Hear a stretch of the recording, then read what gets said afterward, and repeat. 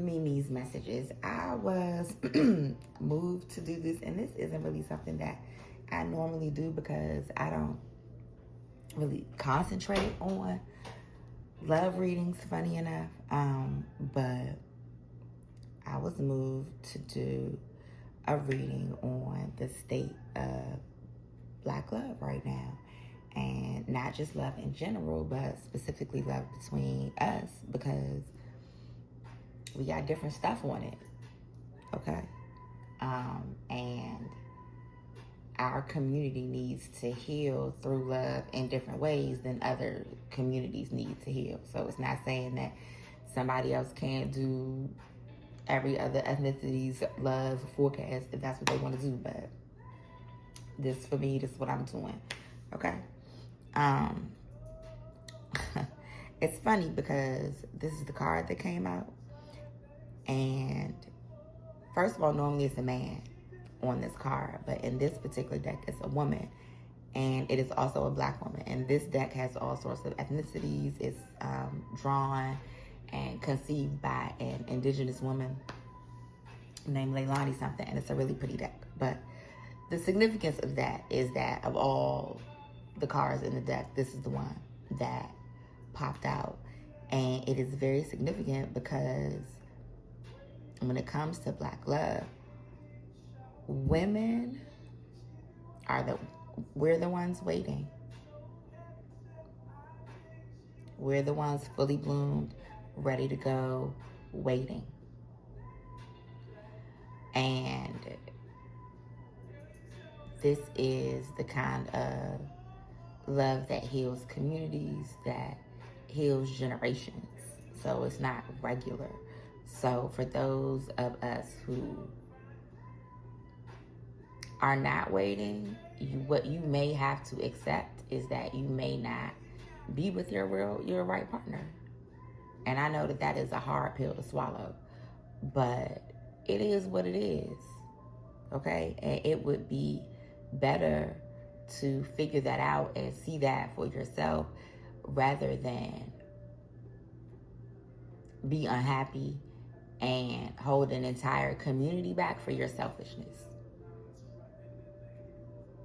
So a lot of women are just waiting in a space of stillness when it comes to love. The funny thing about this is that the self-love portion is on and popping.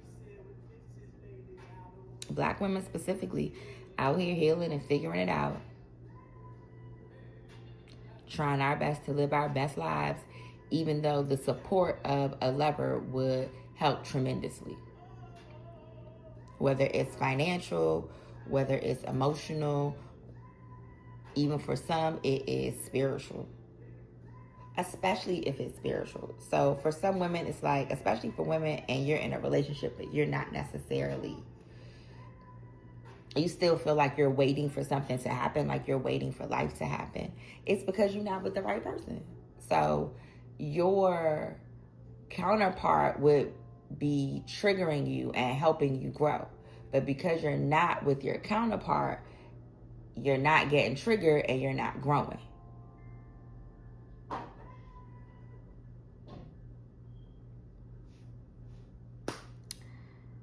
So that's the state that we're in. And this state is mainly caused by selfishness. It's like a little dark cloud in people's hearts where they don't want another bitch to win, or they don't want to spend their own money. They don't want to be out on their own. They don't want to be lonely, which is not selfishness necessarily.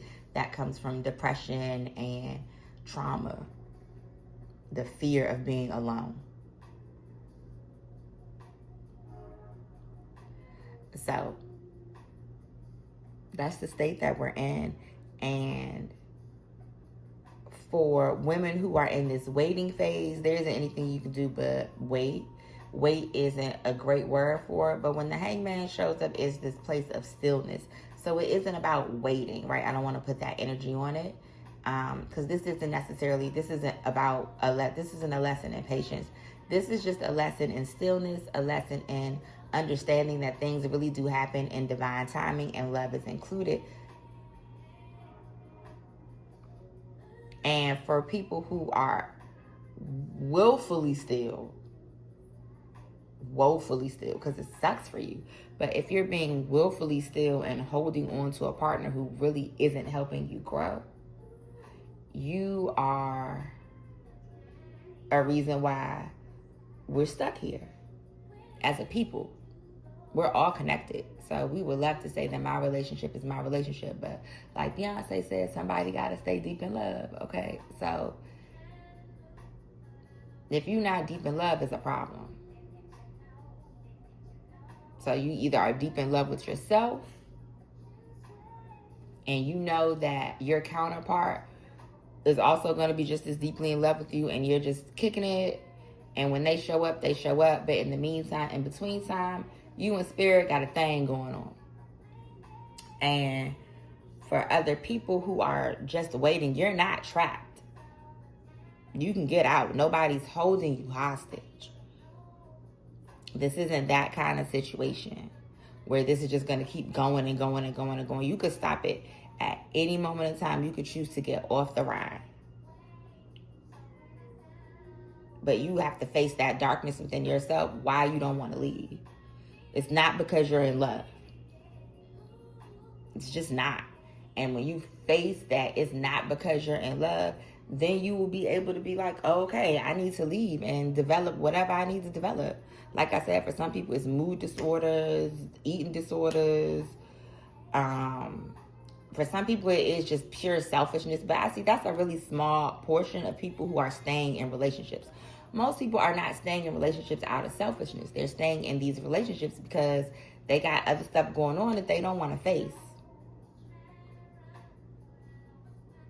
But you got to trust that Source is not just going to dump you off in the water. That's also what this card is about, right? She's hanging, suspended in mid-air, which is crazy, but there's a rope.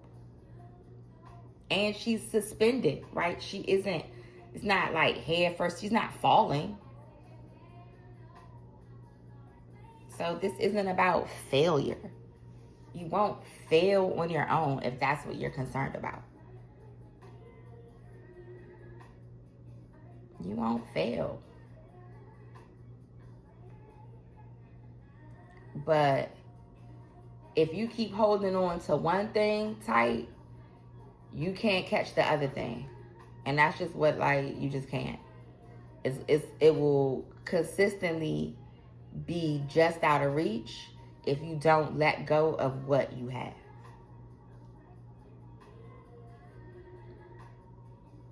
Okay. So, women, a lot of this is on us. I heard a long time ago a mentor say that women set the tone in the relationship. Like, yeah, men provide, they protect, they do all of that, but it's the woman who sets the tone in terms of how is that expressed? How is he going to do that? What will you allow? What will you appreciate? What will you nurture in that man? So women, we do have a lot of control over the love that is portrayed in our community. And we need to work on it. We need to work on it. We need to work on it between each other. So women, we need to be nicer and kinder to each other. This is like age old, but it is true. We need to be nicer and kinder to each other. We also need to be nicer and kinder to our significant others. And you know if that's true for you. Of course, it's a work in progress. We're all works in progress.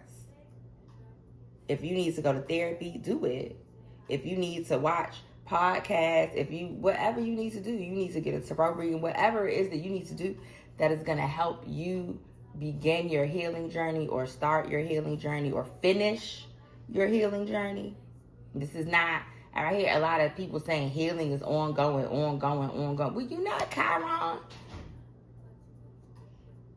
Chiron is the healer who couldn't heal his own wound. He healed everybody else, but he could never heal himself. That's not who you are.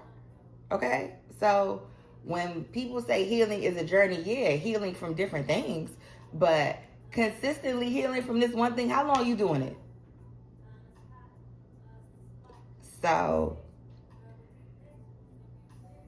work is required. Work is required to get us as a community to where we need to be. Women, get that bitch her flowers. Be her fan. Stop being a hater. Like, really work on yourself. If you find that you are hating other women, I'm going to use myself as an example. I used to look at bitches and be like, oh my God, blah, blah, blah, blah, blah, blah, blah. But what I realized was that sometimes I just didn't feel pretty. So, figure it out. Sometimes it's that simple. Mimic somebody else. If you see another woman healing and you appreciate what her healing journey has looked like on her, ask her, because she knows something. Don't be ashamed to reach out and ask somebody else how they're doing something. Especially if it's another woman. That's a part of growing in love in our community. It's something that we need to do. So a big portion of it is the love between women and men and romantic love, but a large portion of it is the love that we have for ourselves and each other. If you haven't, read Sula by Toni Morrison. It's a good read. And it explores a relationship between two very different women. And just read it. But it is always important that we support each other. And our community is not going to grow until we genuinely start doing that, until we stop being fans in private, until we stop taking ideas from people and copying them and being like, oh, I can do that. No, boo, you can do you. You can't do me. You can't do her. You can do you. And we can all get together. But in terms of learning from other women, we can all do that. We can all learn from each other. We don't have to copy each other or imitate. That's not what I mean when I say ask another woman about her healing journey, how she did it. I mean, really ask her. And yeah, mimic it. Not for imitation's sake, but for, what's that word? When something is an experiment and it works, and you do it again, and you do it again, and you do it again, right? Because you know it works. Some methods, that's the word I'm looking for, methods. Some methods work. Some methods are effective. So if she's like, oh, I changed my diet. Oh, I started working out. Oh, I use affirmations. Oh, I started meditation, right? This isn't something that only worked for one person. So people can tell you what has worked for them, but you have to ask. So that's it.